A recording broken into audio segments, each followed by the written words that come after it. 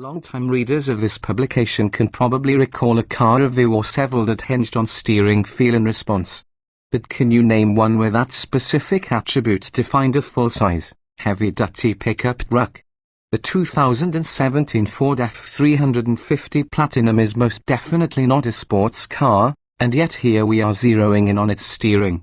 Steering this review back on course, there are myriad advancements rolled into the F-Series Super Duty for 2017, including an all-new aluminium body and bed just like the light-duty F-150, a stiffer steel frame, and a revised power-stroke turbodiesel 6.7-litre V8 engine option.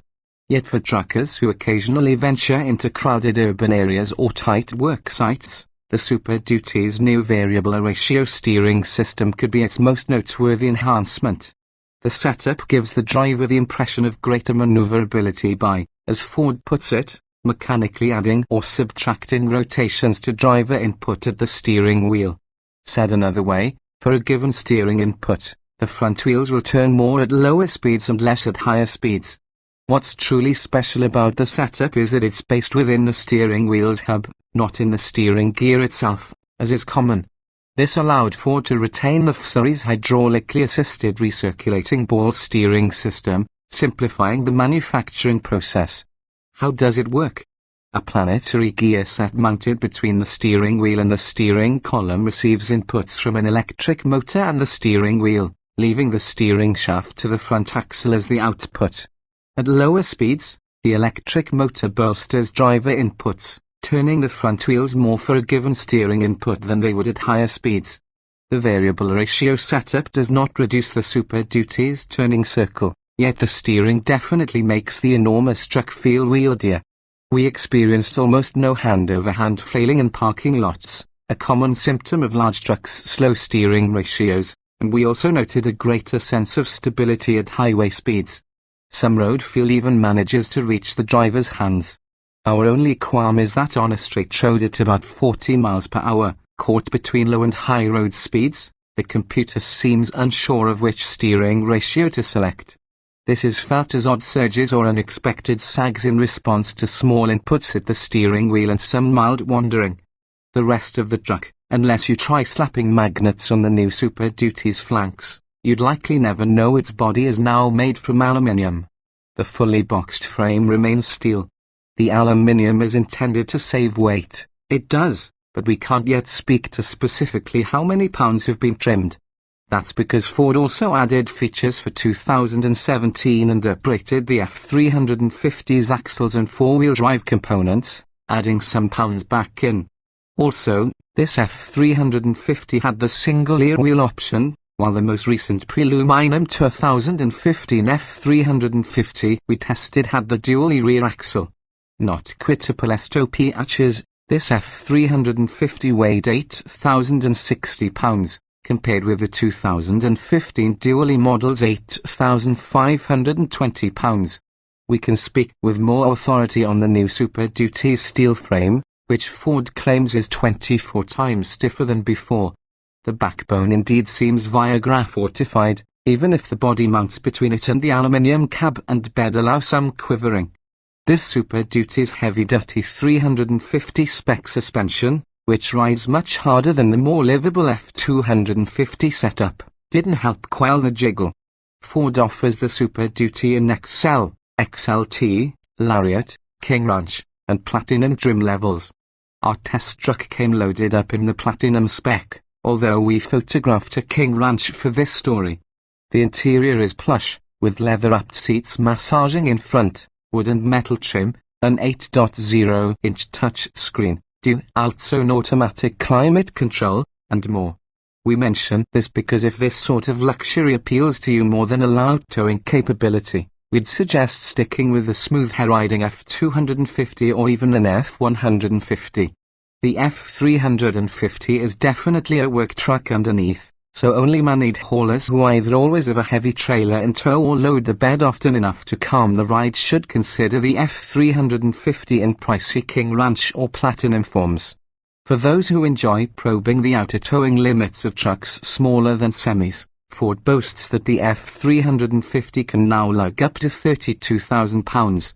Our truck had the optional gooseneck fifth wheel trailer attachment required for the feet, and it also came with an adjustable and a bumper receiver hitch rated for towing up to 21,000 pounds. Increasingly larger ball mounts are nested one within the other to support 2.0, 2.5, and 3.0-inch trailer balls. Today, the F-Series truck's towing maximums are class-leading. Tomorrow, Ram or Chevrolet will surely outdo them. We didn't explore the F-350's towing capacity because neither a NASA space shuttle nor a fuel tanker were handy. If you tow a race car or travel trailer, it likely will feel as though nothing's back there. The F-350's frame can't tow it alone, of course, and that's where the revised 6.7-litre Power-stroke V8 diesel engine comes in.